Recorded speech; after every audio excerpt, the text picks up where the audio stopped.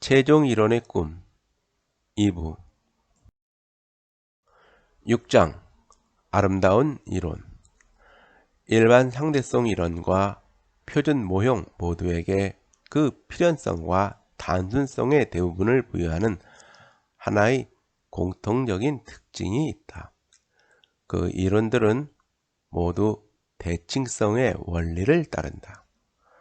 대칭성의 원리는 간단히 말해서 무언가를 어떤 다른 관점으로 봐도 똑같아 보인다는 것이다. 자연에서 정말로 중요한 대칭성은 사물들의 대칭성이 아니라 법칙들의 대칭성이다. 자연 법칙의 대칭성이란 자연현상을 관찰하는 우리의 관점이 변하더라도 우리가 발견하는 자연 법칙은 변하지 않는다는 것을 말한다. 그러한 대칭성들은 불변의 원리들이라고 불리기도 한다. 자연 법칙들은 또한 우리 실험실의 위치와 관계없이 똑같은 형태를 취한다. 이러한 대칭성이 없다면 과학 연구는 실험실이 바뀔 때마다 시간이 지날 때마다 다시 행해져야만 할 것이다. 어떤 경우 대칭성의 원리는 단순함의 원리이기도 하다. 이러한 자연 법칙의 대칭성은 고전 물리학보다 양자역학에서 훨씬 더 중요하다. 하나의 전자를 또 다른 전자와 다르게 하는 것이 무엇인가? 오직 그 에너지, 운동량, 그리고 스핀이다. 이러한 성질을 논외로 하면 우주의 모든 전자는 다른 전자와 똑같다. 전자의 이 모든 성질들은 단지 전자를 기술하는 양자역학의 파동함수가 대칭성 변화에 반응하는 방식을 특징 짓는 양들 뿐이다. 일반 상대성 이론의 밑바탕에 깔려있는 대칭성의 원리에 따르면 모든 기준 좌표계는 동등하다. 자연 법칙들은 일정한 속도로 움직이는 관측자들 뿐만 아니라 모든 관측자에게 똑같이 보인다. 그들이 실험실이 가속하든 회전하든 상관없다. 약정기 이론의 기저에 깔린 대칭성은 좀 더 신비주의적이다. 그것은 공간과 시간에서 우리가 현상을 보는 관점이 어떻게 변하는지와 상관이 없으며 그것보다는 소립자들의 정체성에 대한 우리 관점이 어떻게 변하는지와 관계가 있다.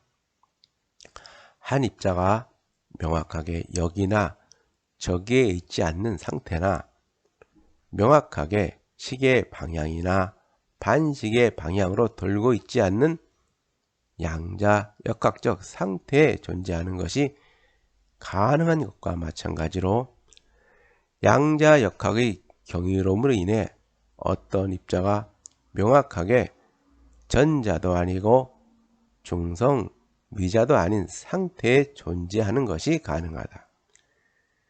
이 경우 전하처럼 그 둘을 구분해줄 어떤 성질을 우리가 측정할 때까지는 그런 상태에 존재하게 된다. 약전기 이론에서 자연 법칙의 형태는 우리가 전자와 중성미자를 방정식의 모든 곳에서도 전자도 아니고 중성미자도 아닌 혼합된 상태로 바꾸더라도 변하지 않는다.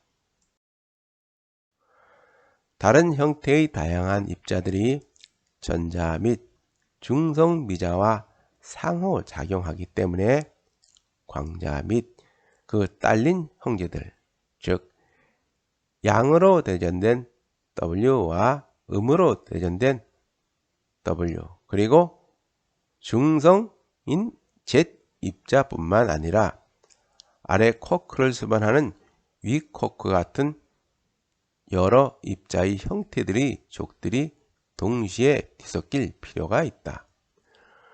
광자를 교환함으로써 생겨나는 전자기력을 W와 Z 입자를 교환함으로써 생겨나는 양력과 연결해주는 대칭성이 바로 이것이다. 광자와 W와 Z 입자들은 약전기 이론에서 네 장들이 에너지 다발로서 나타난다. 일반 상대성 이론의 대칭성이 중력장을 요구하는 것과 아주 똑같은 방법으로 약전기 이론의 이러한 대칭성이 이 장들을 요구하게 된다. 약전기 이론의 기저에 깔린 이런 종류의 대칭성을 내적 대칭성이라고 부른다. 더구나 약전기 이론을 지배하는 대칭성의 경우 우리는 다른 시간 혹은 다른 장소에 있는 입자들에 대해 서로 다르게 그 눈금판을 돌릴 수 있다. 이것은 일반 상대성 이론의 바탕에 깔린 대칭성과 비슷하다. 이와 같이 위치에 의존하고 시간에 의존하는 내적 대칭성 변환군에서 자연법칙이 불변인 것을 국소적 대칭 혹은 게이지 대칭성이라고 부른다. 중력을 요구하는 대칭성이 바로 서로 다른 시공간의 기준 좌표교 사이의 국소적 대칭성이다. 이와 아주 똑같은 방식으로 광자, W 그리고 Z 장들을 요구하는 것이 전자와 중성미자 사이의 두 번째 국소적 대칭이다. 또 세 번째 정확한 국소적 대칭성이 존재한다. 이것은 쿼크의 내적 성질과 연관이 있으며 색깔이라고 우리는 부른다. 보통의 원자핵 속에서 발견되는 양성자와 중성자를 구성하는 쿼크에는 위 쿼크와 아래 쿼크 같은 다양한 쿼크들이 존재한다. 이 쿼크들은 세 가지 다른 색깔을 띈다. 물론 이것은 보통의 색깔과는 무관하다. 그것은 단지 쿼크의 서로 다른 아변종을 구분하기 위해 사용한 꼬리표에 불과하다. 우리가 아는 한 자연에는 서로 다른 색깔들 사이의 정확한 대칭성이 존재한다. 그러나 이 대칭성은 단순한 색깔들을 서로 뒤바뀌는 것을 넘어선다. 양자역학에서 우리는 명확하게 빨갛지도 하얗지도 않고 또 명확하게 파랗지도 않는 하나의 쿼크 상태를 생각할 수 있다.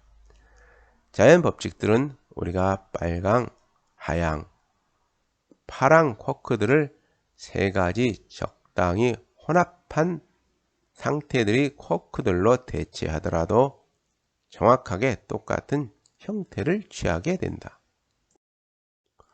다시 한번 일반 상대성 이론과 유사하게도 장소와 시간에 따라 색깔이 혼합 상태들이 달라지더라도 자연 법칙이 영향을 받지 않는다는 사실은 중력장과 마찬가지로 쿼크들과 상호작용하는 장들의 일족을 그 이론에 포함해야 한다고 요구한다. 이러한 장들에는 8개가 있다. 이것을 근로원 장이라고 부른다. 왜냐하면 이 장들이 생성하는 강력이 양성자와 중성자 내부의 쿼크들을 서로 접착시키기 때문이다. 이러한 힘들에 대한 현대적인 이론인 양자생력학은 이러한 국소적 색깔 대칭성을 만족하는 쿼크와 근로원에 대한 이론의 다름 아니다. 소립자들에 대한 표준 모형은 이 양자생력학과 약전기 이론을 결합한 것이다. 우리는 전 우주에 걸친 물리적 현상들을 지배하는 보편적인 어떤 것, 즉 우리가 자연 법칙이라고 부르는 무언가를 추적하고 있다. 우리는 자연의 입자들 사이에 존재한다고 상상할 수 있는 모든 종류의 힘을 기술할 수 있는 이론을 발견하기를 원하지 않는다. 그것보다 우리는 오직 우연히도 실제로 존재하게 된 힘들, 즉 중력, 약, 전기력, 그리고 강력을 기술할 수 있는 견고한 이론을 희망한다. 물리학 이론에서 우리가 아름답다고 인식하는 것이 바로 이러한 종류의 견고함이다. 9장 최종 이론의 모양.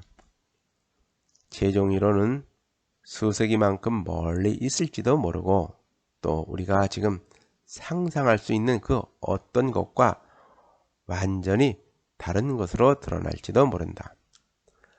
그러나 잠시 그것의 발견이 임박했다고 가정해보자. 이 이론은 어떤 모습일까? 우리가 알고 있는 것에 기초해서 한번 생각해보자. 오늘날 물리학의 여러 분과 중에서 내가 보기에 최종 이론에서 변하지 않고 살아남을 것 같은 것은 양자역학이다. 이것은 단지 양자역학이 현재 우리가 가지고 있는 물질과 힘에 대한 모든 이해의 기초이며 유별나게 엄격한 실험적 검증들을 통과해 왔기 때문만은 아니다. 더 중요한 것은 그 누구도 논리적인 불합리함이 없이 양자역학을 바꾸는 방법을 생각해낼 수 없다는 사실이다. 양자역학은 모든 자연현상을 공연하는 무대를 제공하지만 양자역학 자체는 본래 텅 빈 무대이다. 양자역학 덕분에 우리는 엄청나게 다양하면서 서로 다른 물리계를 상상할 수 있었다. 그 물리계 중에는 가능한 모든 부류의 힘으로 상호작용을 하면서 가능한 모든 부류의 입자로 구성되어 있는 계도 있고 심지어 입자가 전혀 없는 계들도 있다. 20세기 물리학의 역사는 양자 무대에서 펼쳐지는 드라마의 등장 인물들을 지정하는 것이 대칭성의 원리라는 것을 우리가 점증적으로 깨달아온 이야기로 점철되어 있다. 양력, 전자기력, 그리고 강력을 설명하는 현재 우리의 표준 모형은 대칭성들에 기초해 있다. 표준 모형이 장들의 이론으로서 형식화되기를 요구하는 특수상대성 이론이 시공간 대칭성, 표준 모형의 힘들을 운반하는 전자기장과 다른 장들의 존재를 지정해주는 내적 대칭성이 그것이다. 중력 또한 대칭성의 원리에 기초해서 이해할 수 있다. 우리가 시간과 공간 속에서 위치를 어떻게 기술하는가에 관계없이 자연 법칙들은 변하지 말아야 한다고 선포한 아인슈타인의 일반 상대성 이론의 대칭성이 그것이다. 20세기의 경험에 기초해서 이론 물리학자들은 대체로 최종 이론이 대칭성의 원리에 의존할 것이라고 생각한다. 우리는 이 대칭성들이 중력을 표준 모형의 양력, 전자기력, 그리고 강력과 통합할 것으로 기대한다. 그러나 수십 년 동안 우리는 이 대칭성들이 무엇인지 알지 못했으며 일반 상대성 이론의 근저에 깔린 대칭성을 통합할 수학적으로 만족할 만한 양자, 중력 이론을 가지지 못했다. 이제 이 상황이 변했는지 모른다. 지난 10년간 중력 및 그 외 가능한 모든 것을 다루는 급진적이고 새로운 양자 이론적 틀이 발전해 왔다. 끈 이론이 그것이다. 끈 이론은 그럴듯한 최종 이론의 첫 번째 후보이다.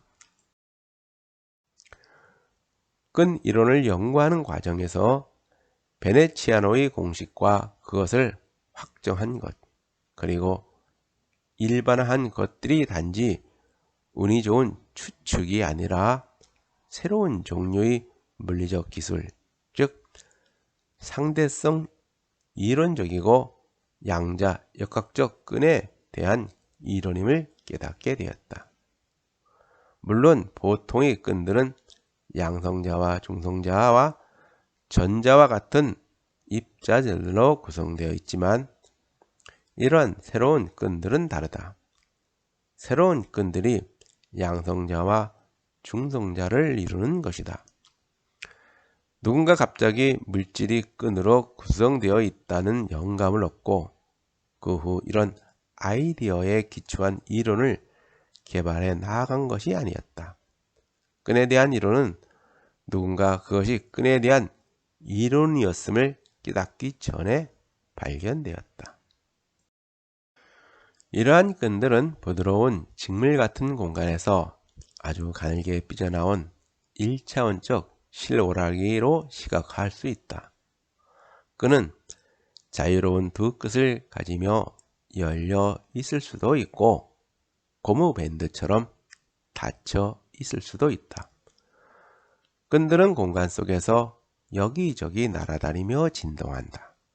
각각의 끈이 가질 수 있는 진동 방식은 무한히 많다. 이 운동을 우리는 열로서 관측하게 된다. 그러나 이 새로운 끈들은 진정으로 근본적이며 영원히 진동한다. 그것들은 원자나 그 외 어떤 것으로도 구성되어 있지 않으며 따라서 그 진동 에너지가 갈 곳이 따로 없다. 끈은 아주 작은 것과 같다. 그래서 아주 짧은 거리를 탐색할 수 없는 상황에서 끈을 관측하면 그것은 점 입자처럼 보인다. 끈은 무한히 많은 수의 가능한 진동 방식 중에 하나를 가질 수 있기 때문에 그 진동 방식에 해당하는 무한히 많은 종류의 입자 중 하나처럼 보일 수 있다. 불행히도 아직 그 누구도 우리가 자연에서 볼 수 있는 독특한 시공간 및 내적 대칭성들 그리고 쿼크 및 강입자들의 매니와 정확하게 들어맞는 특수한 끈이론을 발견하지 못했다. 게다가 우리는 가능한 끈이론의 개수가 몇 개인지 어떻게 셀지 혹은 그 성질들을 어떻게 계산할지 아직 모른다. 이러한 문제들을 해결하기 위해 과거에 그렇게 잘 들어맞던 기술들을 넘어서는 새로운 계산 방법을 고안하는 것이 필요해 보인다. 진정한 끈이론을 고를 수 있게 해줄 판단 기준을 선택함에 있어 물리학에서 미심쩍은 지위를 차지하고 있는 인류 원리의 도움을 받아야 할지 모른다. 이 원리는 자연 법칙들이 그 자연 법칙에 대해 질문할 수 있는 지적 생명체의 존재를 허용해야만 한다고 주장한다. 인류 원리라는 아이디어는 놀랍게도 자연 법칙들이 생명의 존재에 아주 적합해 보인다는 데에 주목하면서 시작되었다. 현대적인 아이디어에 따르면 화학 원소의 합성은 우주가 태어난 지 3분 정도 되었을 때 시작되었으며 이후 별의 내부에서 계속되었다. 1954년 프레드 호일이 강조했듯이 이 과정이 우주에서 관측된 탄소의 존재 비율을 설명하기 위해서는 탄소의 형성 과정에서 비정상적으로 높은 확률을 주는 탄소 원자핵의 에너지 상태가 존재해야만 한다. 일단 탄소가 별 내부에서 형성되면 더 무거운 원소들을 구성하는 것을 가로막는 장애가 없어진다. 만약 탄소 원자핵이 가진 이 상태의 에너지가 너무 크거나 너무 적으면 탄소나 더 무거운 원소들이 별 속에서 거의 형성되지 않았을 것이다. 그렇게 되면 생명체가 생겨날 도리가 전혀 없었을 것이다. 원자핵의 에너지 상태는 다른 소립자들이 질량과 전하 같은 모든 물리 상수들의 복잡한 방식으로 의존한다. 이러한 상수들이 탄소가 이런 식으로 형성되는 것을 가능케 하는 데에 필요한 꼭 그런 값을 가져야 한다는 것은 슬쩍 봐도 주목할 만한 것으로 보인다. 인류 원리가 원자핵의 에너지 상태 같은 어떤 것을 설명하기 위해 필요하든 말든 간에 그것이 그저 상식이 되는 상황이 있다. 아마도 논리적으로 받아들일 수 있는 서로 다른 우주들이 각각 자신만의 근본 법칙을 가지며 모두 존재할지 모른다. 만약 이것이 사실이라면 그 법칙들이나 역사로 인해 지적 생명체에 호의적이지 않는 우주들이 확실히 많이 존재할 것이다.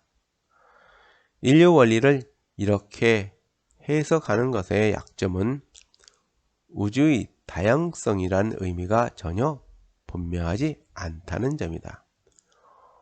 호일이 제안한 한 가지 아주 단순한 가능성은 자연의 상수들이 우주의 지역에 따라 달라지고 그 각이 일종의 하부 우주라는 것이다.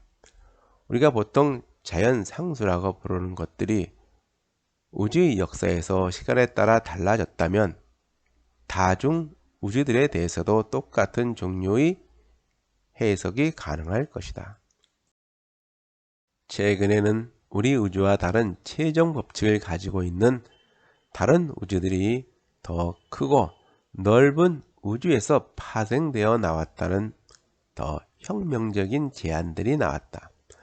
예를 들어 양자역학을 중력에 적용하려는 최근의 연구 결과를 통해 빈 공간이 일반적으로 높은 고도에서 바라본 태양의 표면과 같이 고요하고 평평해 보이지만 아주 가까이서 보게 되면 양자 요동이 소용돌이치는 곳임을 알게 되었다. 그 양자 요동은 무척 격렬해서 우주의 일부분을 시공간적으로 멀리 떨어진 다른 부분들과 연결하는 웜홀을 열 수도 있을 정도이다. 1987년 하버드의 시드니 콜먼은 스티븐 호킹, 제임스 하틀 등 이전의 연구를 쫓아 열리고 닫히는 웜홀의 효과는 다양한 장들을 지배하는 방정식들에서 나타나는 다양한 상수들을 단지 변화시키는 것임을 보였다. 양자역학에 대한 다색의 해석과 마찬가지로 우주의 파동 함수는 엄청나게 많은 항들로 쪼개지며 그 각각에서 자연의 상수들은 다양한 확률에 따라 다양한 값들을 가지게 된다. 이렇게 다양한 우주들을 포함하고 있는 이론에서는 자연의 상수들이 우연히도 지적 생명체의 존재에 유리한 값들을 취하는 영역이나 우주의 역사 중 한 시대 혹은 파동 함수의 한 항 속에서 우리 자신을 발견하게 되는 것은 당연한 일이다. 물리학자들은 분명히 인류 원리의 도움을 받지 않고 자연의 상수들을 설명하려고 계속 노력할 것이다. 그런데 어떻게든 인류 원리에 의해 설명되어야만 할지도 모르는 자연 상수가 하나 더 있다. 그것은 바로 우주 상수이다. 물리학 이론에서 우주 상수는 원래 아인슈타인이 자신의 일반 상대성 이론을 우주 전체에 처음 적용할 때 등장했다. 이 연구에서 아인슈타인은 당시 사람들이 대개 그랬던 것처럼 우주가 정적이라고 가정했다. 그러나 그는 곧 그의 중력정 방정식들을 그대로 우주 전체에 적용하면 정적인 해를 하나도 가지지 않게 된다는 것을 알게 되었다. 자신의 우주론이 정적인 우주를 갈 수 있도록 아인슈타인은 그의 이론을 바꾸기로 결심했다. 그는 그의 방정식에다 먼 거리에서는 반발력 같은 무언가를 만들어내 중력을 끌어당기는 힘을 상쇄시킬 수 있는 항을 하나 도입했다. 이 항은 하나의 자유상수를 수반하는데 이것이 아인슈타인의 정적인 우주에서 우주의 크기를 결정한다. 그래서 우주 상수라고 불리게 되었다. 이것은 1917년의 일이었다. 아인슈타인은 미국의 천문학자 베스토 멜빈 슬리퍼가 은하들은 서로 맹렬하게 멀어지고 있으며 따라서 우주는 사실상 정적이지 않고 팽창하고 있다는 징후를 이미 발견했다는 것을 눈치채지 못했다. 에드원 파월 허블은 윌슨산 천문대에서 우주의 팽창률을 측정했다. 아인슈타인은 우주 상수를 도입함으로써 자기 방정식을 바꾼 것에 대해 후회하게 되었다. 그러나 우주 상수는 그리 쉽게 사라지지 않았다. 먼저 아인슈타인이 장 방정식에 우주 상수를 포함시키지 말아야 할 이유가 없다. 아인슈타인의 이론은 대칭성의 원리에 기초해 있다. 이것은 자연 법칙을 연구하기 위해 사용하는 시공간의 기준 좌표계에 자연 법칙이 의존하지 말아야 한다는 것을 의미한다.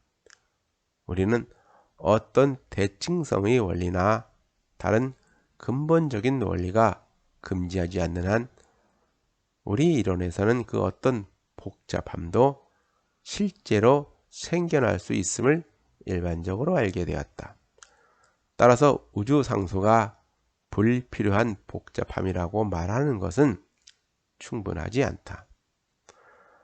단순함도 다른 모든 것과 마찬가지로 설명되어야만 한다. 양자역학에서는 문제가 더 심각하다.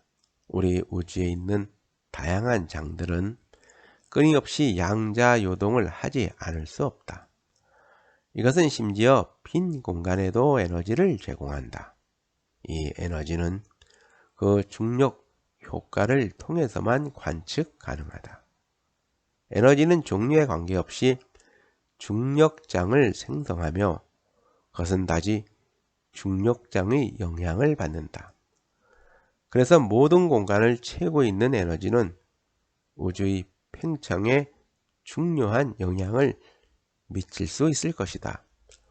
우리는 이러한 양자 요동이 형성하는 단위 부피당 에너지를 실제로 계산할 수 없다. 가장 단순하게 근사해 보면 그것은 무한대로 판명난다. 그러나 그 무한대의 원인이 되는 높은 진동수의 요동을 없앨 수 있는 합리적인 방법이 있더라도 단위 부피당 진공 에너지는 엄청나게 큰 것으로 나타난다. 10. 탐험의 끝. 더 심오한 원리들로 설명되지 않는 물리학의 최종 원리들을 우리가 언젠가는 가지게 될지 상상하기란 어렵다. 많은 사람들은 우리가 최종 이론 대신에 더 깊고 심오한 원리들의 끝없는 사슬을 발견하게 될 것이라고 여긴다. 역사가 어쨌든 어떤 안내자라고 한다면 내 생각에서는 최종 이론이 존재하는 것 같다.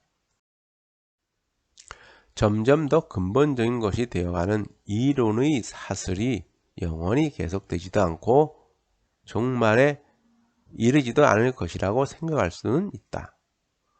그러나 그럴 것 같지는 않다. 케임브리지 철학자 마이클 레드헤드는 그 사슬들이 자기 자신으로 되돌아올지도 모른다고 제안했다. 그는 양자역학에 대한 정통 코펜하겐 해석이 관측자들과 관측기구들로 이루어진 거시세계의 존재를 요구하며 그것은 또한 거꾸로 양자역학으로 설명된다는 것에 주목한다. 내게는 이런 관점이 양자역학에 대한 코펜하겐 해석에서 무엇이 잘못되었는지, 그리고 양자적 현상과 그것을 연구하는 관측자들을 다루는 상이한 방법들에서 무엇이 잘못되었는지를 다시 한번 보여주는 사례인 것 같다. 휴 에버렛 등이 제시한 양자역학에 대한 실제론자적 접근에 따르면 실험과 관측자를 포함하는 모든 현상을 설명하는 오직 하나의 파동 함수가 존재하며 근본적인 법칙은 이 파동 함수의 변화를 기술한다. 그러나 더 급진적인 의견도 있다. 그것은 우리가 근본적으로 어떤 법칙도 찾지 못할 것이라는 생각이다. 존 휠러는 이따금 근본적인 법칙이란 없으며 오늘날 우리가 공부하는 모든 법칙들은 우리 관측들이 자연에 부과한 것이라고 이야기했다. 약간 다른 측면에서 코펜하겐의 이론가인 홀게르 닐센은 무작위 동력학을 제안했는데 이 아이디어에 따르면 아주 짧은 거리에서, 즉 아주 높은 에너지에서 일어나는 자연현상에 대해 우리가 어떤 가정을 하든 간에 우리가 실험실에서 다룰 수 있는 현상들은 거의 똑같아 보인다고 했다. 내게는 힐러와 닐센 모두 최종 법칙 문제를 뒤로 미루고 있는 것처럼 보인다. 법칙이 없는 힐러의 세상도 우리의 관측들이 어떻게 자연의 규칙성들을 부과하는지를 말해주는 초법칙들을 여전히 필요로 한다. 그러한 초법칙들 중 하나가 바로 양자역학 자체이다. 이와 마찬가지로 닐센은 측정에 사용하는 거리 및 에너지 척도를 바꿀 때 자연의 겉보기 현상이 어떻게 변하는지를 설명해주는 초법칙을 필요로 한다. 자연의 근본적인 법칙들을 없애려고 한 모든 시도들은 비록 어떻게 성공을 거두었다고 하더라도 우리가 지금 법칙들이라고 부르는 것들이 어떻게 생겨나는지를 기술하는 초법칙들을 도입하는 결과를 낳을 뿐이다. 나는 더 그럴듯하고 훨씬 더 불온해 보이는 다른 가능성을 알고 있다. 모든 설명의 화살표들이 흘러나오는 원천인 최종 이론이 존재할지도 모르지만 우리는 그것이 무엇인지 결코 배우지도 못할 수도 있다. 예를 들어 인간은 최종 이론을 발견하거나 이해할 만큼 충분히 똑똑한 존재가 아닐지도 모른다. 유진 와그너는 우리의 지성이 무생물의 자연 현상을 충분히 이해하는 데 필요한 완벽한 개념들을 형식화할 수 있다고 기대할 권리는 우리에게 없다. 초대형 충돌기가 표준 모형과 관련해서 해결해 줄 수 있는 문제들 너머에는 지금 생각할 수 있는 어떤 가속기도 직접적으로 다룰 수 없는 문제들, 즉 강한 상호작용, 약전기 상호작용, 그리고 중력 상호작용의 통합과 관련 있는 더 심오한 문제들이 있다. 이 모든 문제들을 실험적으로 탐색할 수 있게 해주는 진정으로 근본적인 플랑크 에너지는 초전도 초대형 충돌기에서 이용할 수 있는 에너지보다 100조 배 더 크다. 자연의 모든 힘들이 통합될 것으로 기대되는 지점이 플랑크 에너지이다. 또한 이것은 끈 이론에서 다루는 끈의 진동 방식이 우리가 보통의 쿼크와 광자와 표준 모형의 다른 입자들의 형태로 관측하는 가장 낮은 진동 방식에서 첫 번째 진동 방식으로 뛰어 올라가는데 필요한 에너지이다. 불행히도 그런 에너지를 우리가 손에 넣을 가망은 없는 것 같다. 인류가 가진 경제적 자원을 모두 이 임무에 쏟아붓는다 하더라도 입자들을 그렇게 높은 에너지까지 가속시킬 수 있는 기계를 건설할 방법을 오늘날 우리는 알지 못한다. 내 생각으로는 최종 이론이 존재하며 우리는 그것을 발견할 수 있다. 우리가 살아있는 동안 최종 이론이 발견된다면 얼마나 이상 야릇할까. 지금 우리는 그것이 어떤 모습일지 상상할 수 있을까. 더 심오한 원리들로 설명되지 않는 최종 이론을 생각하기는 어렵지 않다. 그러나 그러한 설명을 필요로 하지 않는 최종 이론을 상상한다는 것은 아주 어렵다. 최종 이론이 무엇이든 간에 그것은 분명히 논리적으로 필연적인 것은 아닐 것이다.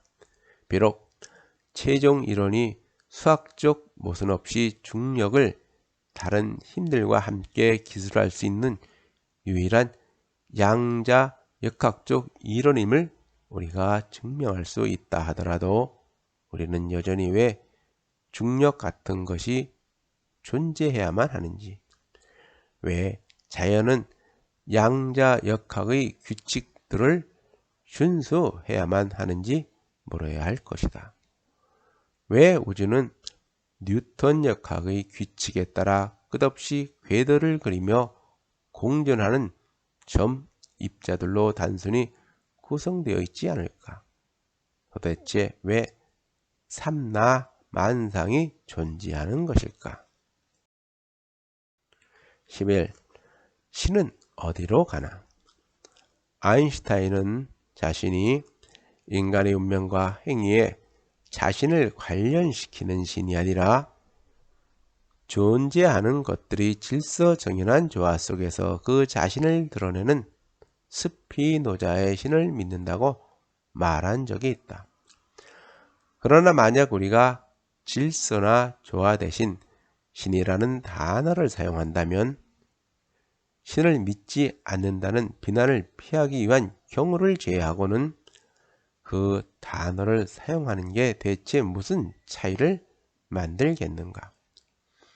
물론 신이라는 단어를 그런 방식으로 사용하는 것은 그의 자유이지만 내가 보기에 그렇게 되면 신이라는 개념은 잘못된 것이라기보다 대수롭지 않는 것이 되어버릴 것 같다. 자연의 최종 법칙에 도달하게 되면 우리는 우리에게 관심을 가진 신을 발견하게 될까? 이런 질문에는 무언가 불합리한 것이 있는 것 같다. 단지 우리가 최종 법칙들을 아직 알지 못하기 때문만이 아니라 더 심오한 원리대로 설명할 필요가 없는 궁극적인 원리들을 가진다는 게 무엇인지 상상조차 하기 어렵기 때문에 더욱더 그러하다. 과학의 역사를 통틀어 우리는 그것과 반대 방향을 향해 걸어왔다. 즉, 자연 법칙에서 인격성을 벗겨온 것이다. 이 길에서 이루어진 최초의 위대한 진전은 천상의 신비를 벗겨낸 것이다. 지구가 우주의 중심이 아니라고 주장한 코페르니쿠스가 옳다는 것을 그럴듯하게 만든 갈릴레오.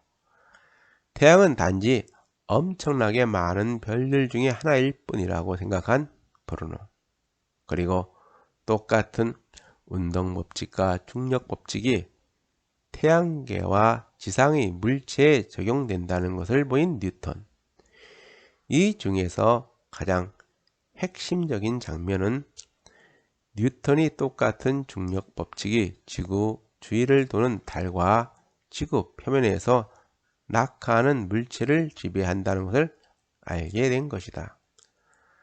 천상의 달 신비화는 20세기의 미국의 천문학자 에드윈 허블에 의해 한 발 더 나아가게 되었다.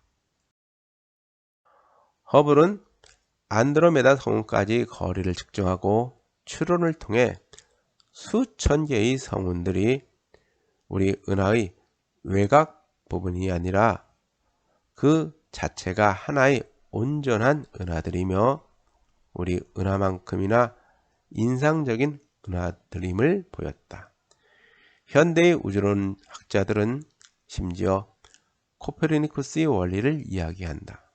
우리 은하를 우주에서 어떤 특별한 위치에 두는 어떤 우주 이론도 심각하게 받아들일 수 없다는 규칙 말이다. 생명 또한 그 신비가 벗겨졌다. 19세기 초반 폰 리비히와 다른 생화학자들은 생명과 관계 있는 요산 같은 화합물을 실험실에서 합성하는데 아무 문제가 없음을 증명하였다. 그 모든 사람들 중에서 찰스 다윈과 엘프리드 러셀 윌리스가 가장 중요하다. 그들은 생명체의 놀라운 재능들이 외부자의 계획이나 안내 없이 어떻게 자연 선택을 통해 진화할 수 있는지를 보였다. 생화학과 분자 생물학이 생명체들의 작용들을 계속 성공적으로 설명하게 됨에 따라 달 신비학 과정은 20세기 계속되었다. 1944년 에르빈 슈레딩거는 그의 유명한 저서 생명이란 무엇인가에서 왜 오늘날의 물리학이 생명을 설명할 수 없는가를 정확하게 말해줄 만큼 생명의 물질적 구조에 대해 충분히 알고 있다라고 주장했다. 그의 근거는 살아있는 기관들을 지배하는 유전 정보는 너무나 안정적이어서 양자역학과 통계역학이 기술하는 끊임없이 요동치는 세계와 맞지 않는다는 것이었다. 슈레딩거의 실수는 맥스 퍼디낸드 퍼루츠가 지적했는데 그는 다른 무엇보다 헤모글로빈의 구조를 밝혀낸 분자 생물학자이다. 슈레딩거는 효소의 촉매작용이라는 화학 과정이 안정성을 가져다 줄 수 있음을 무시했던 것이다. 1977년 출간된 나의 책 최초의 3분에서 나는 경솔하게도 우주가 점점 더 이해할 수 있는 것처럼 보일수록 그것은 점점 더 무의미해 보인다 라고 이야기했다. 나는 과학자들이 우주는 무의미한 것이다 라고 가르친다고 말하려 했던 것이 아니라 그것보다는 우주 자체는 어떤 의미도 제시하지 않는다는 것을 말하고 싶었다. 그리고 내게는 아인슈타인이 그랬듯 자연의 법칙들을 우리와 아무런 이해 관계도 없는 신과 동일시하는 것이 도움이 될 것 같지 않다. 우리가 신이라는 개념을 그럴듯하게 하기 위해 신에 대한 이해를 정제할수록 신이라는 개념은 점점 더 무의미해지는 것처럼 보인다.